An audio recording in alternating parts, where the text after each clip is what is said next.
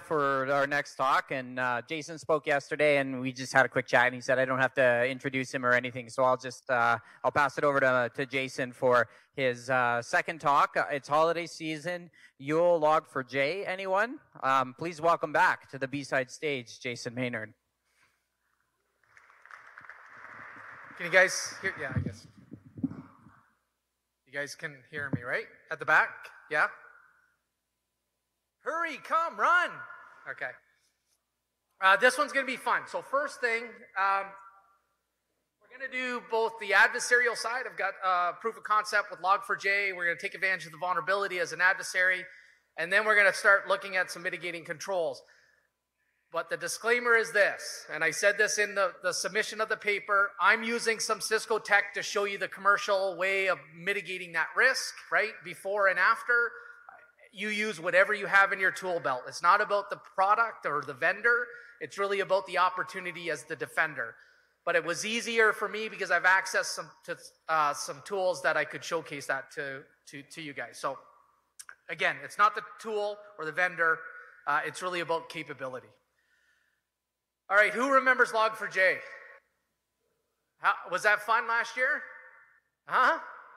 And it's still out there. I saw some new articles. It's still being, attacked, obviously. If it's going to sit and you're not going to patch it, they're going to take advantage of it. And so I wonder, I think the year before it had something to do with Exchange. Didn't we get hit with some Exchange type threat? And then I think this 3 years running, just before Christmas or the holiday season, defenders back up against the wall trying to figure out what's going on, right? And defending their organizations. And who knows what happens this year, but I suspect something delicious will come out, right? And take away our holiday season. But anyways, it's definitely still a problem. So we're going to talk about the adversarial side of it. We're going to show you a proof of concept. If you're interested in the code, I didn't create the code, but I've got it all dynamically. I can build it, pushing a button, and build these environments. If you are interested, ping me offline, and I'd be happy to get you the stuff that I built for this. And then what we'll do is I won't show the attack again. The attack's always going to be the same. I will skip that piece. We'll look at the controls and how you might leverage a tool in your tool belt, and then the opportunity for the adversary to give it a try again. And hopefully either we have a detective capability or a preventative capability in play. Okay, so CISA did a good job around identifying the threat itself and some of the opportunities for the defender. So yeah, I just wondered how well that showed on the screen here. And so, Log4j or any other vulnerability. So forget Log4j for a second. This applies to everything you do every day, right? It doesn't matter the vulnerability. But what's interesting, or what I found interesting, is CISA gave you a couple of opportunities to mitigate the risk, right? And what is the number one thing they probably wanted everybody to do? Was patch, right? Patch those systems, get them up, and remove the threat 100%. And that's the best way to do that. The problem is most organizations can't patch 100% of everything, even when it's critical. Again, timing is everything. And so they gave you some recommendations, and some of those recommendations included, you can leverage a WAF or web application firewall to mitigate risk. You can disable Log4j. You can patch it. That was an option. You can disable some of the lookups that are caused or part of the problem within Log4j, and you can disable some remote code bases, right? So those are some of the opportunities. And I started looking at that going, I think there's a lot more that I could do as a defender, much more than what they're offering here. And not to say that they're wrong, but I do think there's opportunities throughout the attack chain that I could disrupt the adversary's ability to be successful. And so when you look at this, you've got a vulnerable Log4j server over on the far right. I guess I could have just did that here, but whatever. And then you got the adversary's machine on the left. And the adversary's machine's got a netcat listener, it's got a malicious LDAP server, and an ability to pass a payload, okay? So the crafted string is what you see here. This is all I have to do is pass this within the username, and it will make an LDAP query back to that IP address that I give it. That's the vulnerability being exposed. When it does that, it reaches out to my malicious server. So in this case, it could go over the internet, or if you have it internally within your organization, right? An adversary might be looking to continue to move laterally within your network and stand one of these up in your network and try to pass things even externally to your web servers and hope that they have a connection back into this asset and pop that box. And so anyways, that LDAP goes to my LDAP malicious server. It tells the vulnerable server to pull the malicious Java class, which is going to create a it's then going to connect back to me on port 8000 in this case. It's going to pull that payload, it'll execute that payload, and a reverse shell will come back to me, and I'll have access to whatever Log4j has privileged for on that particular asset. And that's it. It's that simple. So let's check it out in action. Now that's me. No, it's not me. It's you. So I'll probably fast forward this a little bit at times, but if you look here on the top left, this is that string. So once I run that proof of concept, the LDAP server, the malicious payload, everything's created, and that's it. It creates that, I have a netcat listener, it creates a connection back to me, and now I have full access to that system, or at least access as much as that account has for that particular service on that particular asset that I've compromised. And you can see here, I'm accessing the system, created a folder called hacked, right? Something a little bit obvious. But I can do whatever the credentials will allow me to do on that system. And it's that simple. So if you have any external facing Log4j systems today, I would ask you to leave and go and patch them, because it's that easy. There's no magic, right? I can even use this proof of concept software to do this. Right? I can stand up my systems and have that, instead of this internal IP address, have an external IP address and come back to me. And guess what? The game is on. I'm inside your system. So there's a couple things that you can do. So I mentioned earlier about Log4j. Well, it was a highly critical vulnerability, right? Everybody knew that it was you were at high risk. But the problem with vulnerabilities in general is most of them are high risk. Right? They have a high enough score, and they're driving you to mitigate against that particular vulnerability. But there's hundreds, if not thousands. And I can't remember the number, but there's, within a month, there's thousands and thousands and thousands and thousands of vulnerabilities that are being introduced, right? Or being, that we need to address to some level. The problem is we can't prioritize them, and we don't do a good job of it. So we need technologies to help us understand the threat. So some of the things, and I'm just highlighting it here, some of the things you want a vulnerability tool to provide you is a little bit more insight into the risk overall. And so some of the things that you can do based on the tool that you might have is everything's going to be a 10, and you might have 100 10s. But which one should you patch? Well, you probably want to patch something that has remote code execution. So you know that an adversary doesn't need to be on that system to take advantage of it. They can be anywhere.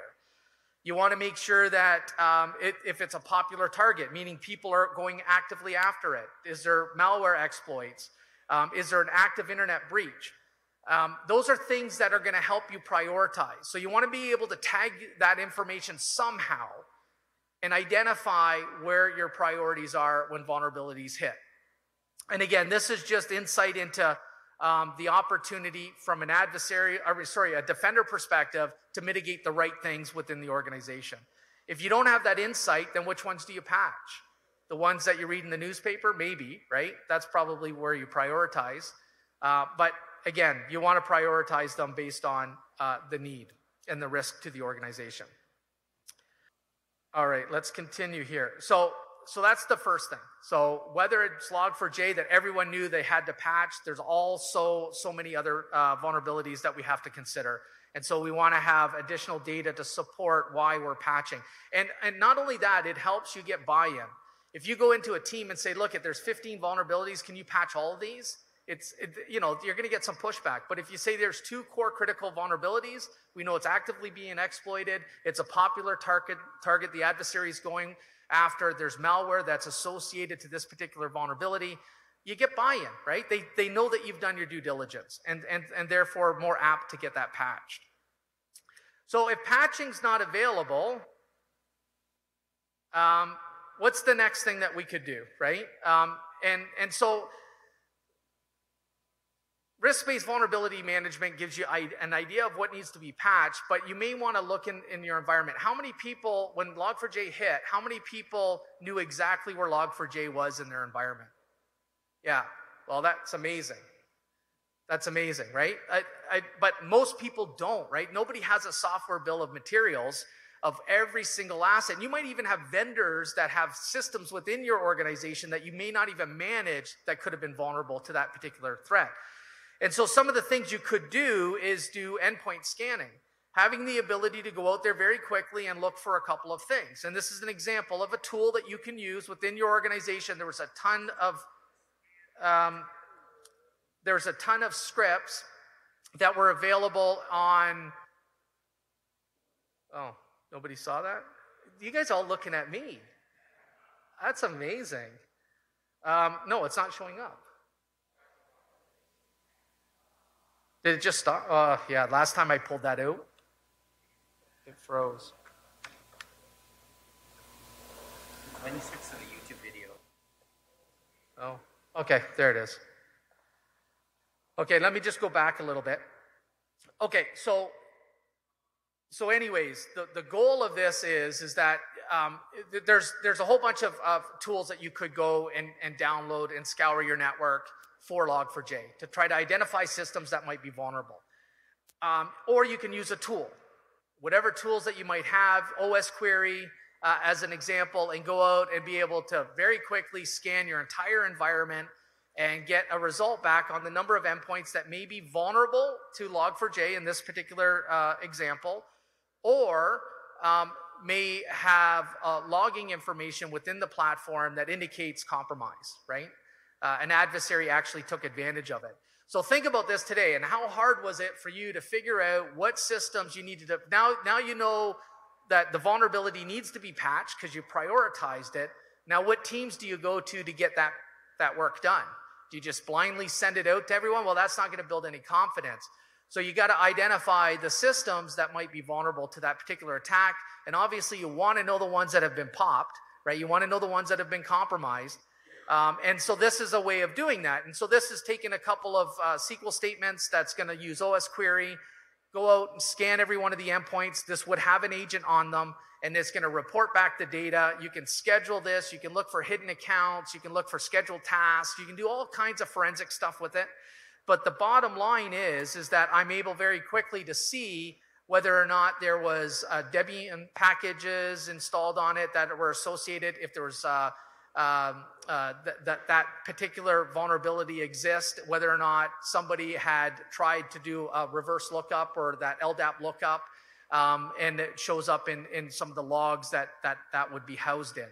So that's one way. And again, I haven't started defending, but those are some opportunities for us, right? Prioritize the risk and understand where it exists in our environment so we can start mitigating. Network and cloud-based behavioral analytics. So now we take it to another step. And again, we're really focused on detection and understanding at this point in time. But you have the ability to be able to go in, who takes flow data in today? Who centralizes flow data and consumes it? So yeah, so not enough people. So there's a couple things that defenders, I think, must do. One is ideally centralized DNS lookups, no matter where your assets are connecting from. On-premise, off-premise, doesn't really matter. That data is tremendously valuable to you as a defender. Never mind incident response, right? So for example, if someone's off-premise and makes a connection at a coffee shop out and gets popped, you want to know what that domain was, right? You don't want to lose sight of that. You don't want to pass that information to the ISP, this DNS server, because you're not going to get access to that data. So you want to make sure that you centralize that. Another opportunity for defenders would be centralizing your analysis of files. So if you need to sandbox a file and you have multiple different technology stacks to do that, fine, but there's some complexity that comes with that. So if you can centralize that, that's key. Again, it helps you accelerate your time to understand what might be happening in the organization. And the other one is flow data. The network provides tremendous amount of telemetry. It can tell you a lot. And in this case, what I can do is I can actually schedule queries to look for certain things within the environment. I can have it actually identify a policy violation based on some vulnerability that exists in my network. So for example, I can take, and I'll go through this, but I'll take inside host going to the outside host, accessing anything using 1389. I just want to know about it.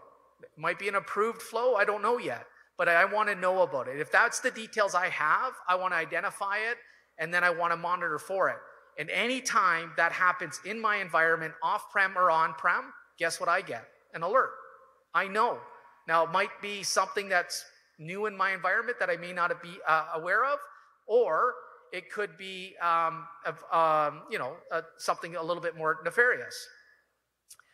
So how can we do this? So again, if you have a tool that collects telemetry data from a network perspective, this could be VPC flow logs, NSG flow logs, it could be NetFlow, JFlow, SFlow, who cares flow, right? IPFix data, you want to consume that data as much as possible. Then what you can do is create a watch list. And in this case, I'm saying Log4j watch list. I'm using a resource of information that provides me some data points that I can look for. And again, there's a write-up here, and I can see a couple of indications of compromise, specifically to do with Log4j. And this is dynamic and would change, right? So you might want automated feeds or not. But I can take this list. I can then enter that list in here as the IP addresses for Log4j watch list. And you might say, well, I've got a firewall that does stuff. Yes, that's great. But there's also east-west traffic that may not traverse a firewall, right? There might be assets external that may not be traversing the firewall. And a firewall is great, but it doesn't cover everything usually. So now that I've got this configured, I have a policy that I could create based on that Log4j watch list. And so very simply, I can come in here. Remember, we're using flow data as the analytics here. I give it a name. And then in here, I'm going to specifically look for certain items, right? So I'm going to say, you know what? I want to know if the inside host, right? Even though there's no trusted environment anymore. You probably heard that many times today or over the last 2 days. And anything that comes from inside out to Log4j. So that group of IP addresses. But I may want to be a little bit more granular in this too. I could even say, you know what? I want to know exactly what ports are being accessed, right? So you can be a little bit, you can say time of day. If you have user identity, you can look for user ID as part of that as well. But I can do a flow search here. And I've got that policy one that's going to be automatic in a second. And I'm just going to show you, I'm going to do a search here over the last 30 days, specifically for Log4j, that watch list. And nothing shows up here, right? Nothing at all, okay? And I'll just show you the power. Again, this is detection, no remediation here whatsoever. So, okay, so that shows nothing. Then we go back to the box. I'm going to go ahead and use one of those IPs in my Log4j watch list. I'm going to put it in here. And again, this is, just so you know, this is an isolated asset because who knows, this system could actually be running this and I'm connecting to it, right? Because it is a malicious asset. So I go ahead and make the connection. Now, nothing's going to happen. I don't have any netcat listener. I don't own that IP. And if I come in here and start a search again, and I go maybe last 10 minutes, and I select the inside, and then I'm going to select the outside host group, but I'm going to select those Log4j watch lists. And let's go ahead and start that search.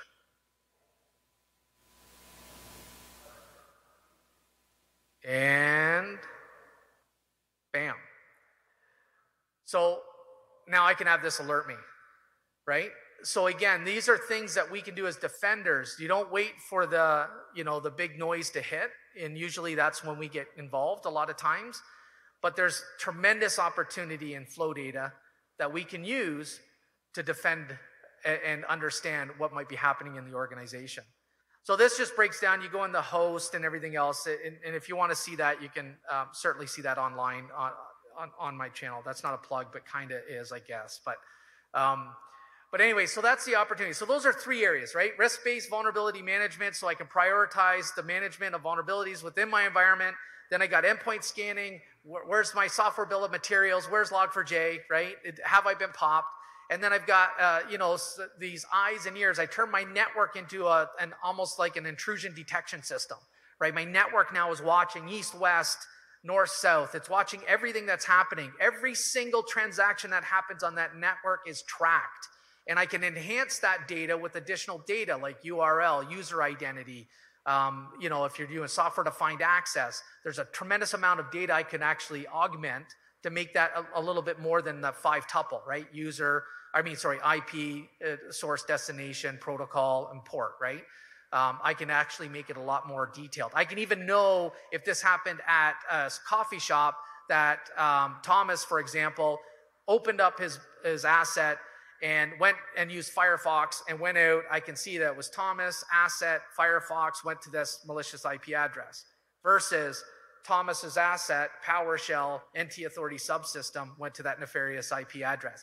Which one are you going to look at first, right? The second one, because you're going to assume that Thomas is not using PowerShell under NT Authority subsystem to surf the internet, right? So anyways, that's the opportunity. So web application firewall, and I'm going to show this one pretty quick here. For example, you can come in and you can do this automatically through security intelligence, depending on the platforms that you use. But this is one of the things CISA recommended, right? So the other three were kind of more of insight for you as a defender to understand where you sit in regards to risk. This is now where we get into prevention. So we're going to create a secure web application called Log4J. Once we do that, we come in, save this rule out, and then there's specific parameters that the adversary is using in order to compromise or pop the box, right? Remember that $, JNDI, and then the IP address, right, that I'm using. That's some of the parameters. So we can come in here and create those parameters for the web application firewall to look for. So that way, if an adversary comes in and triggers any of those, we can mitigate and stop that from actually being realized. So previous to this, though, I did the attack, and it's successful. Now I'm introducing the web application firewall, and I'm going to try the attack again in hopes, the adversary fails at their attempt. So go ahead and apply this out. I'm going to fast forward this just a bit here to, let me just see here, to the parameters themselves. So a couple settings. I include all the details here just to show how fast it is to get this up and running. So here's all of the queries that we're going to look for. Again, if you had security intelligence package, most likely for web application firewall, this could automatically be updated. But these are some of the things that we're looking for. Not that. And so we'll go ahead and enter these. You got to enter these one by one, right? But I'll go through, enter them all in. And once I got that in place, I'll save it out. And then I'm going to go back and let's test it again. So I'm just fast forwarding a little bit in the interest of time. And so now I'll go ahead and put in the same thing I've done before. Now this page here is actually created from, the web application firewall. So this is something we pass back to say, look, unauthorized activity has been detected. So I saw that $JNDI. It matches one of the signatures that we've created, and now it's reporting back saying unauthorized. And it gives a case number. The case number is just something handy for you as a defender or somebody in the support realm that could look up that specific case number and identify the exact reason why that traffic was blocked outside of what we're showing here or the user seeing here. In this case, that user, you know who that user is, right?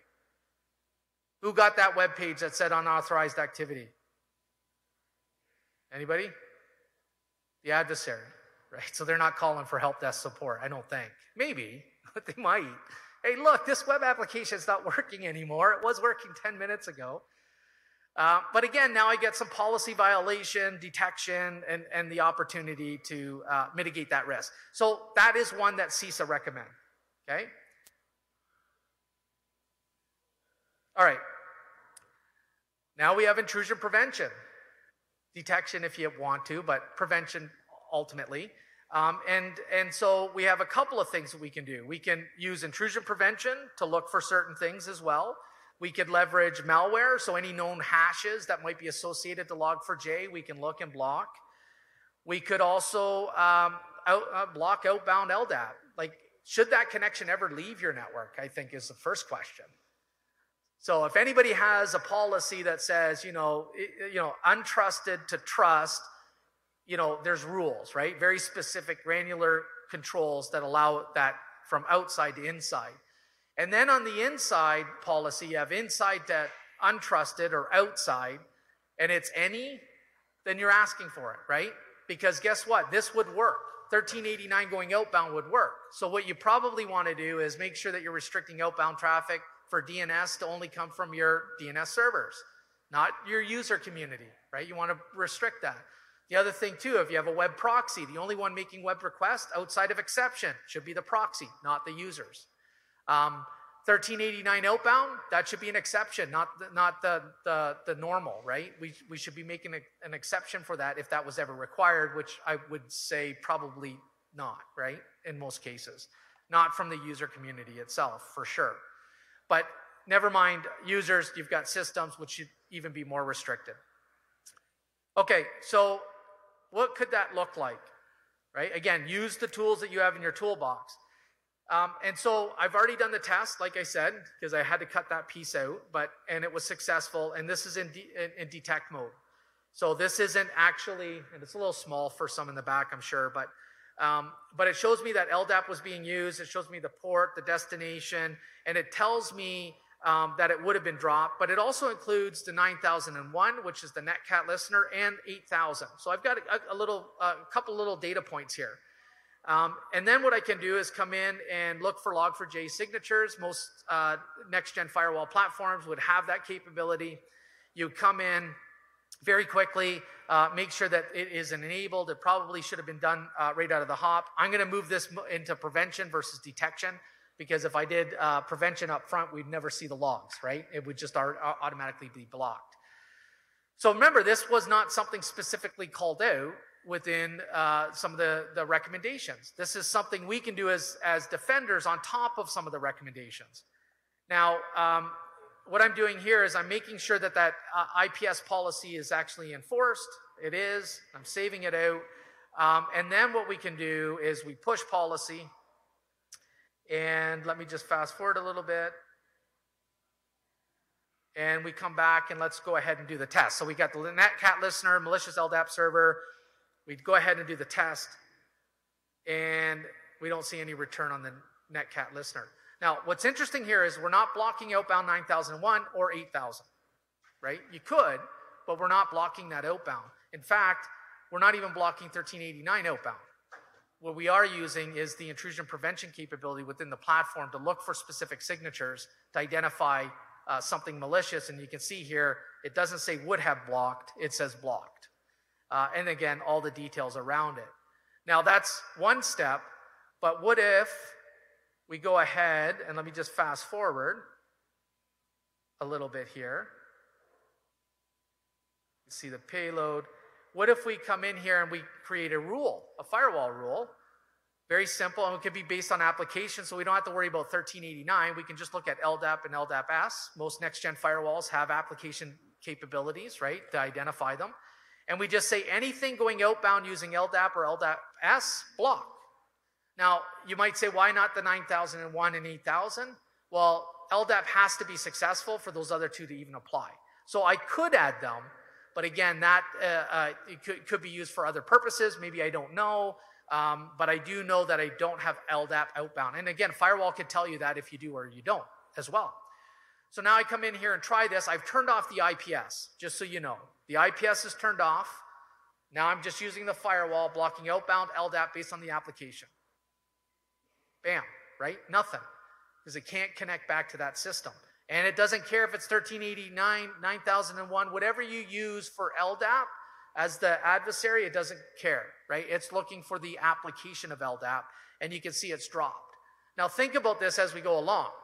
If I had the web application firewall configured to mitigate risk, and I've enabled my IPS to look for specific signatures for Log4j, and I blocked outbound LDAP. Now think about how challenging it is for the adversary. And you might say, well, I have the web application firewall. Why add the additional layers? And we all know layers matter, right? So you certainly want to do that. Plus, the adversary may land in your environment and try to take advantage of that.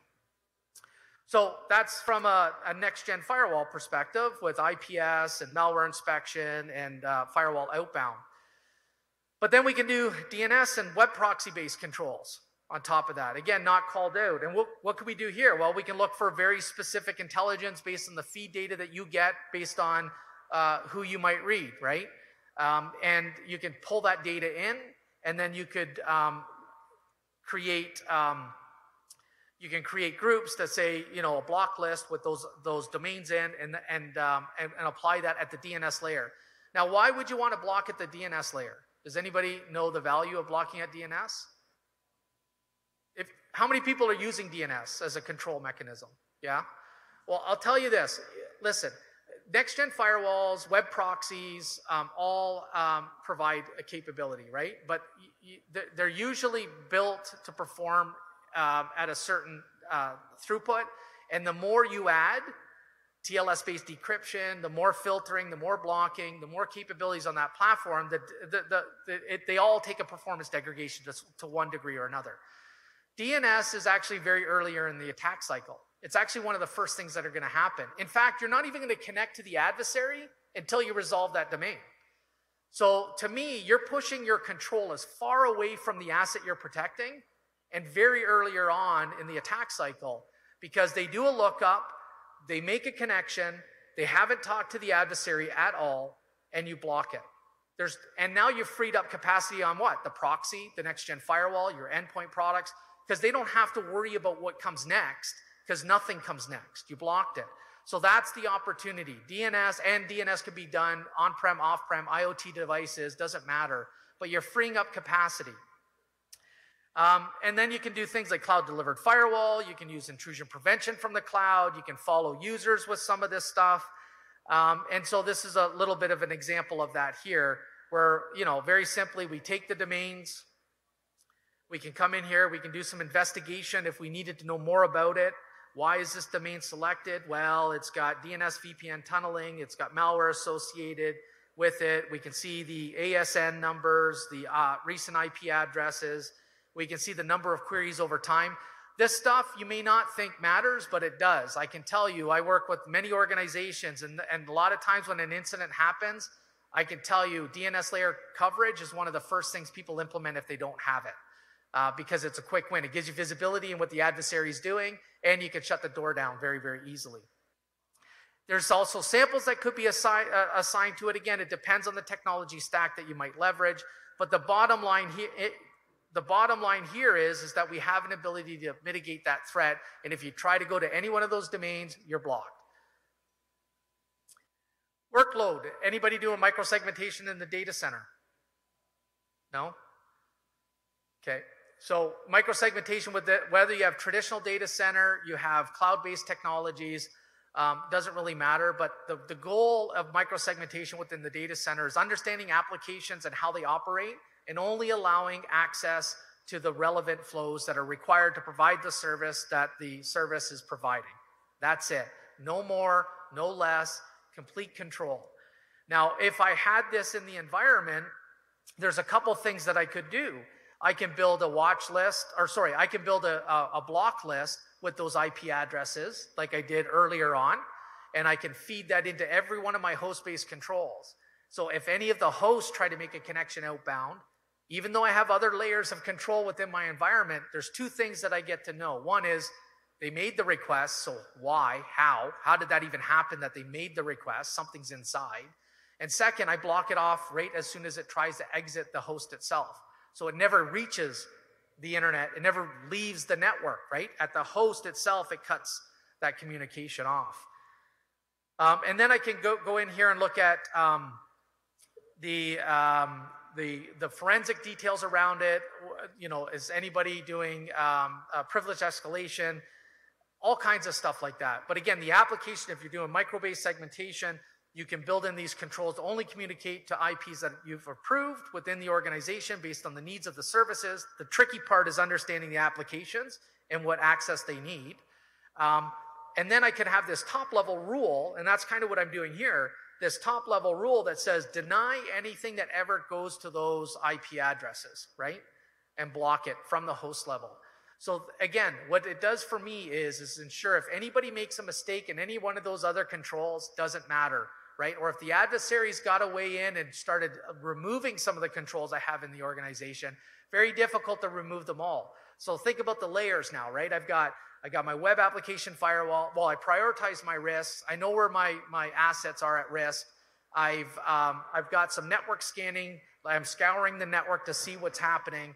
I've got my web application firewall now mitigating the risk. I got my intrusion prevention and my firewall and looking for hashes outbound, mitigating risk. I've now moved into DNS, looking for domains, mitigating risk. And now I'm at the workload level and also mitigating additional risk here. So this just walks through building out that policy in detail.